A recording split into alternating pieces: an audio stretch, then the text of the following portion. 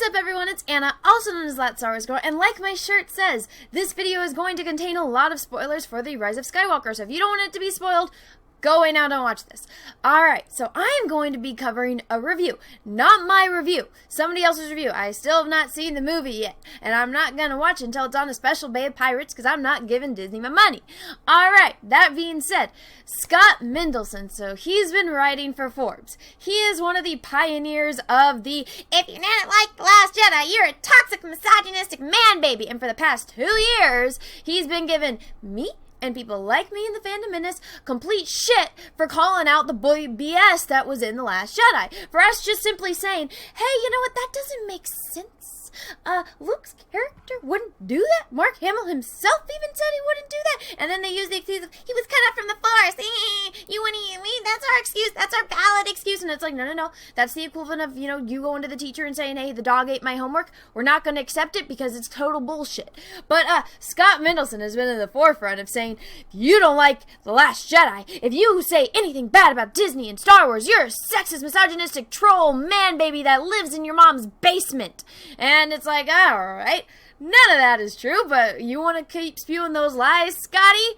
We're going to keep calling you out on it. But now, all of a sudden, now that the last movie is out, the Rise of Skywalker is out, people are watching it, and guess what, guys? Now, all of a sudden, it is okay to be critical of Star Wars. Now, all of a sudden, it's okay to, say, oh, you know what, this movie wasn't that good. Now, again, I haven't seen it, and when I hear stuff from people like this, I'm like, well, you like The Last Jedi. So that's making me think that it's like, alright, you like dog shit, which is The Last Jedi, but you have a problem with this movie? So I'm like, maybe it's good. But then at the same time, I see people that, whose opinions I actually trust on it, and they're like, no, it fucking sucks. And I'm like, huh, interesting. So either, the trolls and the critics, which I would say are more trolls, okay, so all of a sudden now they're switching gears. Now they're saying it's okay to criticize. Now it's okay to have a bad opinion of a Disney Star Wars movie. And I'm like, huh, interesting how that happens now. Interesting how, now that the trilogy is over, now that Disney's going to move on to whatever the hell the next project is, because Kathleen Kennedy one day saying, oh, we're not going to do any more trilogies. The next day, Bob Iger's like, hold on, Kathy, can't say that. I got to go correct it. Solo lost money, and now instead of Kathy, the president of Lucasfilm, coming to the forefront and, talking about it, Bob Iger's got to be like, oh my God, sit back, Kathy, I will fix the shit for you. That's one of the things. It's like, oh, strong, empowered female woman.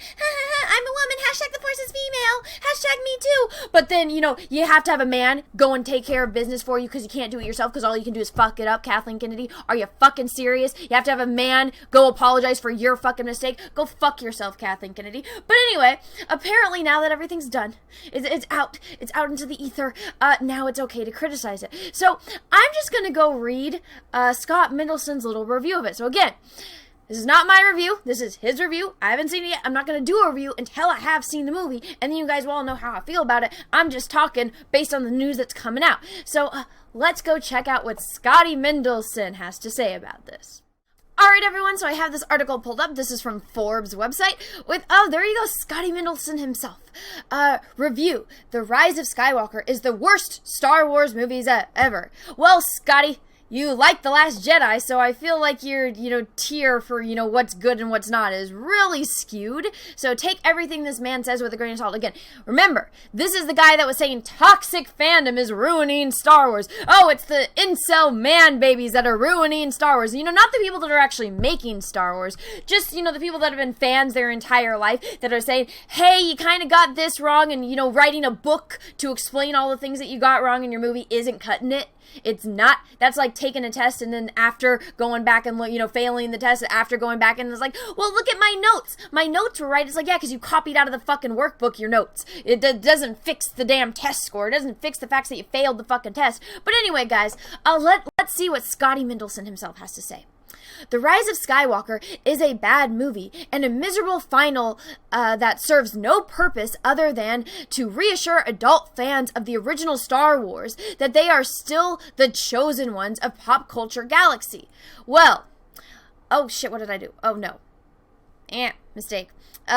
Well, considering, again, this guy liked The Last Jedi. This guy liked it. So, his grasp on what's bad and what's good. Oh my god, all these damn ads. I do have ad block, guys. I want you to know it just doesn't fucking work all the time. But, let's see what else he has to say. Spoiler warning, I do mention specific details about the first few scenes, but otherwise there are no spoilers saved for the read between the lines notes about the film overall construction. Reader discretion is advised. Alright, well, like I said in the beginning of this video, spoiler alert, don't watch this if you don't want spoilers. Given the loud and SEO-friendly backlash to Star Wars The Last Jedi, are you fucking kidding me? Really, Scott? You're gonna say friendly backlash when you wrote a fucking article saying that this toxic fandom is killing Star Wars? Go fuck yourself, Scott. Now he's backtracking, and a lot of the shills are gonna do this. Everyone's gonna start backtracking. Everyone that's been calling us sexist, misogynistic man babies for the past 2 years that have just, made a career basically off of insulting the fans that are just pointing out key details that were fucked up. Now they're backtracking. Now they're like, oh, it was okay. It was just friendly banter. It's like, no, go fuck yourself. That wasn't friendly banter. You insulting me for the past 2 years was not fucking friendly banter. I'm not going to forgive you, nor will I forget. And, I don't think anyone else is going to forget anywhere. Because guess what? It's out on the internet. Once it's on the internet, it's going to be hell of a time trying to get that erased. And it's never going to get erased because you put it out on the internet. People got screenshots. People got screen recordings. There's no erasing it once it's out there. Just FYI, Scotty, no one's going to forget the shit that you said about us. But on to the rest of this review. The Last Jedi, I half expected The Rise of Skywalker to be something of a walk back in terms of tone, plot, and exposition.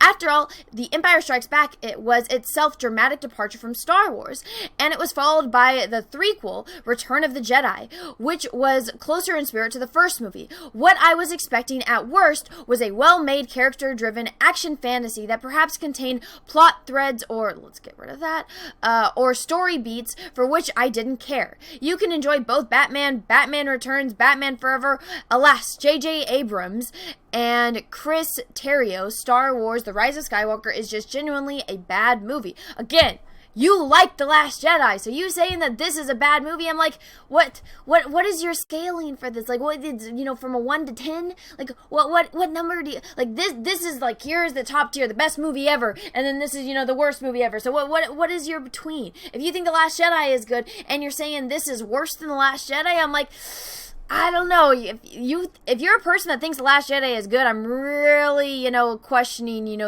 your standards for filmmaking. But let's get back into this. Alright, The Rise of Skywalker is generally a bad movie, one that repeats the fatal mistakes of the likes of Spectre, Spider-Man 3, and The Crimes of Grindelwald to end the Skywalker saga on an all-time low. I don't think you can get any lower than The Last fucking Jedi, Scotty. I don't think you can. And again, I want to know what this guy's, scaling level is. It doesn't make any sense to me if he thinks The Last Jedi is good, then he's going and saying that this is the worst Star Wars movie. I'm like, ugh. The problem with Star Wars, The Rise of Skywalker, isn't that it absolutely walks back on a number of potential reveals and plot threads from the last movie. Alright, so there you go. He liked The Last Jedi. He doesn't like this because it backtracks because J.J. Abrams was like, fuck you, Rian Johnson. You threw out my script. You threw out my outline for the, episode 8. And so now I gotta go back and fix all the shit that you fucked up. So, good for you, JJ, for trying to fix it. But I see the problem here. Scotty doesn't like it because it backtracked on the bullshit that was thrown in The Last Jedi. Honestly, this kind of gives me hope for the movie, but like I said, people that I trust that have seen the movie say it's awful. So I'll let everyone know once I actually watch it on how I really feel about it, but honestly, if I was just reading this, I'm like, oh, it backtracks on the stuff that was revealed in The Last Jedi. Good. JJ's finally learning. He's finally kind of learning and doing something kind of right. All right, let's read this. But rather than the 142-minute action fantasy spin, okay, when you gotta go like that, I'm like, really, dude, are you counting the lines just like Anita Sarkeesian is doing? Really? You gotta do that? Action fantasy spends almost its entire running time retconning its predecessor. Good! That is a good sign. That is a good thing because Rian Johnson took it and he's like, fuck you, Star Wars, fuck you. If you love Star Wars, I'm gonna fucking ruin it for you. Hey, you like Luke Skywalker? He gave you hope. Well, fuck it. I'm gonna destroy it. Good J.J. Abrams. retcon that shit, because that was bullshit. Alright, let's see. Retconning its predecessor and adding painfully controversial plot twists and patronizing reveals in the name of mollifying the fans who merely want to be reminded of the first 3 movies. It manages additional damage to the legacy of the first 6 Star Wars movies. It undermines the previous 2 episodes in the name of giving some, but not all, original trilogy Star Wars fans a reassuring pat on the head. Good! Good! This makes me hopeful about this movie. Again, people that I trust have said that every single one of the leaks are true. The leaks make this movie look horrible. That, somebody that doesn't know shit about Star Wars tried to write it and then throw everything in it at once to fix. Our characters don't bring in movie. Don't people bring in the movies? It doesn't make money. Let's bring in every single other character that was in the prequels and the original trilogy. Let's try to bring everyone back. But honestly, if I didn't know any of the leaks, if I didn't know that everything was true, if I hadn't seen the images, if I hadn't seen the videos that were going around of the fucking ending of the movie on Twitter, this review would make me want to go see the movie. Because I'm like, oh, good. It undoes everything that Rian Johnson fucked up, and it's given me hope. Scott, all you're doing is digging yourself deeper. Let's continue to read this.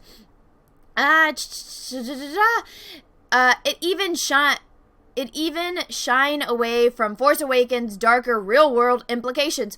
What the fuck are you talking about? What in The Force Awakens was real-world implications? Nothing in that was realistic. Nothing! The best part of The Force Awakens was the cinematography, as far as the frame-by-frame shots in the opening sequence of Rey going, on her little popsicle, little speeder, going through Jakku, and then you see how the Star Destroyer has fallen and everything is pointing. The shape design, the flow of that shot was amazing. Whoever was the art director on that specific shot, good fucking job. That was the best part of the damn Force Awakens. And, the line from Han Solo saying, that's not how the Force works. Best thing that's come from Disney Star Wars is that line from Han Solo, and that's literally every single Star Wars fan to all these new weird shill people, and it's like, that's not how it works. The dog didn't eat your homework, you just didn't fucking do it. Oh my god. But anyway, let's finish. I'm sorry, guys. I'm sorry. It shined away from The Force Awakens' darker real-world implications. Nothing about that was dark and real-world implications. It is so concerned with character reveals and Chase MacGuffin plotting that it finds no time for any real character work. But you think The Last Jedi did? What the fuck are you smoking, Scott? I know he looks like he's high off of his ass in this picture, so it wouldn't surprise me if he's smoking something. The problem with Star Wars: The Rise of Skywalker isn't just that it absolutely walks back a number of potential reveals and plot threads from the last movie. What the fuck else could... Rian Johnson killed everything. He killed Snoke. He killed who the fuck... I don't think anyone really cared who Rey's parents were, but it killed that. What the fuck else was left to be revealed? Rian Johnson destroyed all of that. So the fact that J.J. Abrams was able to retcon something and try to give some reveals, that's a little bit hopeful. But again, I've seen all the leaks. I've heard all the confirmations on all the leaks, and I've seen the images. I've seen the videos. There's nothing hopeful about this, but let's finish reading. Oh my god, how much more is left? Holy shit, this guy can write for a long-ass fucking time. I guess, yeah, at least, that's his job, but let's see if he actually says anything, of substance in here. Alright. Where was I? I'll just read this last long run-on sentence. Oh my god, how long is this fucking sentence? Is this let's see, where's the period? Oh my god, we're not even there yet. This is... Oh, there we go. There's the end of the day. That's a really long-ass run-on sentence. Retconning the predecessor and adding painfully controversial plot twists and patronizing reveals in the name of mollifying the fans who merely want to be reminded of the first 3 films. It manages initial damage of the legacy. The first 6 Star Wars movies undermine the previous episodes. Blah, blah, blah. I think I read this one. Yeah, I did. It is... so concerned with character reveals and Chase MacGuffins that plotting it finds it no time for any real character work. Okay, yeah, I did read that. Sorry, guys. Things start promising enough with the grime and visually dazzling sequence. For the record, the whole movie looks great. Where Kylo... See, that's one thing about J.J. Abrams. He can make things look pretty. Is there substance behind any of the shit he does? Probably not. Does the story make sense? Does he know where he's going with it? Probably not. where Kylo Ren, Adam Driver, doing what he can to sell some awful dialogue and plotting, kills his way to the location of the still living Sheev Palpatine, Ian McDiarmid. The former Emperor promises command of countless newly created warships as long as Ren ends the Jedi Order by killing Rey Daisy Ridley. Okay, fine. The Emperor's back, but at least that reveal is done right off the bat. I heard that it's literally revealed in the opening crawl. So it's not even a big thing at the end of the movie. It's literally in the freaking first minute of the damn movie. The next sequence, involving multiple jumps to light speed, plays out like the Star Tours ride. But once we find ourselves back in a new home on the fractured Resistance, well, you have huge chunks of plot that are written and edited around deleted scenes from the late Carrie Fisher. That's when things start to implode. Okay, honestly, I'll give it to them on that. Because, I mean, that's a really shitty situation to be in when, you know, you have a story and you have things planned out and then the actress dies and you kind of got to make the movie around it. I remember when, you know, that happened with the Fast and the Furious movies. I didn't watch it because I'm not a Fast and the Furious fan, but I remember, you know, seeing how they used his brother and, like, computerized his face for that one final scene, and I'm like, that's really shitty, because it's like you have a plan, and it's not like an animated movie where you can bring in a different voice actor. It's like you literally gotta, you know, work with what you got, especially if however much of the movie is filmed. So, you know, that's it. And, you know, of course, you know, all of our hearts are broken by what happened to Carrie, so it's a really shitty situation to be in. So that is something that I feel like all of us humans can be kind of understanding about. It's like, shit, you got, but at the same time, it's like, you literally killed off the character, you know, Mark Hamill, the actor that wanted to be there, that was like, yes, I'll do it. You know, the one that was most excited, not where Harrison Ford's like, fucking kill me off now. And Carrie Fisher, it's like, well, she died. And it's like, well, the one character that you had that was so hopeful that wanted to do it, you killed him off and you treated him like shit. It's like, what the fuck is wrong with you guys? With all due respect, Carrie Fisher's performance in The Force Awakens was not her best work. Well, fuck you! Fuck you, dude! She's dead! She's fucking dead! She can't defend herself! Go fuck yourself, Scott! Oh my god! And now we're dealing with deleted scenes from previous Star Wars movies being awkwardly inserted, not until, unlike Raymond Burr's Godzilla footage, into the new movie. What? Everyone else is required to act around her, with the story dictated by what footage they had on hand, resulting in some genuinely goofy filmmaking. See Leia and Rey pass a lightsaber back and forth because it's probably 2 takes from the same deleted sequence. Bro, she's fucking dead! What do you want them to do? And they said that they weren't gonna CG, like, make a whole CG character and redo the scenes. They did the best that they could with what they had. I'm a pretty understanding person when somebody's fucking dead. So, come on. Like, I know you're trying to be a jackass and, you know, I guess you had some kind of amount. You have to have this amount of characters in your damn little review. But, dude, come on. I get it. You can say, it's like, alright, it wasn't the best, but, she died, so it's like, what the fuck are they supposed to do? So, oh my god, this is just, you know, kicking somebody when they're down. This is really fucked up. You could have put in one sentence, yeah, it was difficult, but I understand because she fucking died. But no, you have to be a jackass and drag it out for an entire paragraph. Well, go fuck yourself. That's what kind of fucking person you are. The Resistance immediately gets word that Palpatine is both alive and has raised a world-killing army of super ships. Oh my god. News that everyone takes pretty well. I guess it's only slightly disconcerting that, metaphorically speaking, Hitler is still alive 35 years after World War II and is planning on teaming up with the USSR to try to enslave the world again. Lovely. Lovely, lovely, lovely. We then jump into go to the place and find the thing adventure, and the filmmakers seem to think that the mere idea of Rey, Finn, and Poe and Chewbacca on a journey together is in itself incredibly compelling. Honestly, I'm surprised they didn't do that in the first fucking movie.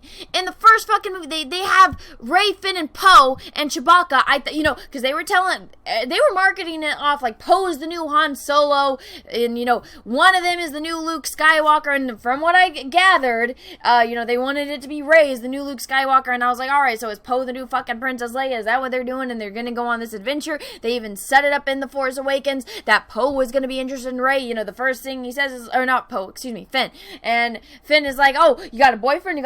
I thought that's where the romance was gonna be, but apparently not. And, I'm fine with the idea of finally having your main fucking characters doing shit together. I thought you were supposed to do that in the first fucking movie. Heck, even John Boyega was complaining in his little interview about, hey, none of us are gonna have these lasting friendships that the stars in the first, original Star Wars movies had, because none of us are fucking together. It doesn't make any sense. And now they gotta all jumble fuck it up in the last movie. Yeah, it's rushed because Rian Johnson fucked everything up. JJ started off on a fucked up note, and then Rian Johnson just took it to a whole nother level. But let's see what else this guy has to say. Oh, I'm getting exhausted from this damn thing. On a journey together is in itself incredibly compelling. Alas, absent memorable dialogue and a much in the way of honest interaction, plus 2 extraneous new characters seemingly meant to no homo, Finn and Poe, the journey becomes about destination. The destination is merely more arability. Plot reveals. Did you love the last Fantastic Beasts movie? You spent most of the movie hinting at the eventuality, revealing irrelevant connections between characters. Did you love how Spectre tried to radioactively make Belfield the author of all your pain in the 3 previous Daniel Craig 007 movies? Or how about the Spider-Man 3 reveal in The Sandman actually kind of sort of killed Uncle Ben? You're in for a treat. Oh, sweet Jesus, no. I'm just exhausted reading this damn review. It's not just the Rise of Skywalker undoes the Last Jedi, it's not your franchise anymore metaphors aimed at the generation that grew up loving Star Wars, then allowed 2 Palpatine-ish leaders, W. Bush and Trump, to come into power for generic, don't worry, Star Wars is still the best fan bait. What does that have to do with the movie? This is something I'd have to see to understand. But as far as, it's not just the Rise of Skywalker undoes the Last Jedi, it's not your franchise anymore metaphor. Well, good. Good. I'm glad that it's undoing that bullshit. But as far as W. Bush and Trump, honestly, Palpatine was never like that, because when Palpatine was fucking written, they weren't in fucking power. They, W. Bush and Trump, they weren't the fucking presidents yet. When Palpatine was written, it was back in the fucking 70s and 80s. That's when the original Star Wars came out. That's when Palpatine was, and it wasn't about that. You had it right earlier when you were talking about Hitler and World War II. That's what Palpatine is based on. It's not based on current events. It was based on, back when all that shit was going down. And, because George Lucas, when you ask what was George Lucas' interest? History. It was fucking history. That's why, the Empire was so, sinister, was because it was based on one of the darkest points in human fucking history with the fucking Nazis. You would know that if you actually did your research. But anyway, let's finish reading this shit. Oh my god. It's that express purpose that the only real reason the movie exists is to focus plot on over a character, and is written with we go to stop that laser intelligent. Well, what the fuck do you think the last movie was? This guy thinks the Last Jedi was good. It was literally it's a space chase when they're going in a straight line and there's no speed, there's no chasing involved. It was so stupid. But he liked it. This guy liked it. This guy writing all the shit liked that shit. The intelligence of the bad Saturday morning cartoon. But you like the Last Jedi? Oh my god. When there already exists some very good kid-targeted Star Wars tunes, Rebels, Clone Wars, etc. Rebels, I'll give it to you a little bit. Clone Wars was very dark, and, they said that one of the things why they had to end it was because it was too dark for kids. I bet you he's never even seen it. One cannot escape the fact that The Rise of Skywalker has turned this entire new Star Wars trilogy from kids' franchise into one aimed at nostalgic adults yearning for a time when they believed they were the most important generation. Go fuck yourself, Scot Mendelson. Nobody ever said that they were the most important generation. All we asked for was that you don't fuck up Star Wars. It's that plain and simple. But no, now he's gone from calling us misogynist man babies to saying that we're entitled pricks. Go fuck yourself, Scott. You're the only entitled prick man baby here. Adam Driver does his best trying to sell this nonsense, but there's a momentary glance. Didn't he already write this? Is now he repeating himself? Glance when he unexpectedly finds himself with a weapon that has more charm and character than any number of applause, now instructions, or fan-friendly callbacks. The film continuously teases status quo altering events, then immediately walks them back, offers generic action where even the seemingly emotional showdowns are interpreted by digressions and past tense exposition and gives Daisy Ridley essentially no real arc of her own. No fucking shit. She hasn't had an arc in any of this. In any of these movies, she hasn't had a fucking arc. She's just the perfect Mary Sue from the beginning of the trilogy to the end of this Disney fan-bashing trilogy. The screenplay never forces her to make any hardcore choices or live with the consequences of her mistakes. Yet you liked The Last Jedi. You have this problem with this movie, but you liked this shit in The Last Jedi. From your review, nothing's fucking changed about Rey. And you're complaining about it now? Really? Really, dude? The plot is shockingly similar to Frozen 2. I haven't seen Frozen 2, so I can't atone to that. But even that film, as random as its narrative seemed, sorry, I just lost my place. Paternalized character and emotionally, honestly over plot, which is way resonated, despite the story issues. Finn, Poe, and Rey are mostly action figures moved into place as the plot demands. Again, you like The Last Jedi. Honestly, you can switch out the name of this movie and put The Last Jedi and say that you're doing a review of The Last Jedi, and this works for it. Because honestly, it sounds like you're describing The Last Jedi as far as they're just action figures and they're just put here. And it's just a way for Rian Johnson to force his politics and his identity politics, his SJW narrative down your throat. Doesn't make any fucking sense. The Rise of Skywalker is possibly worse than any prior Star Wars episode. It retroactively ends the legendary franchise with a thud while denying this new trilogy its artistic reason for existence. I could say the same thing about The Last fucking Jedi!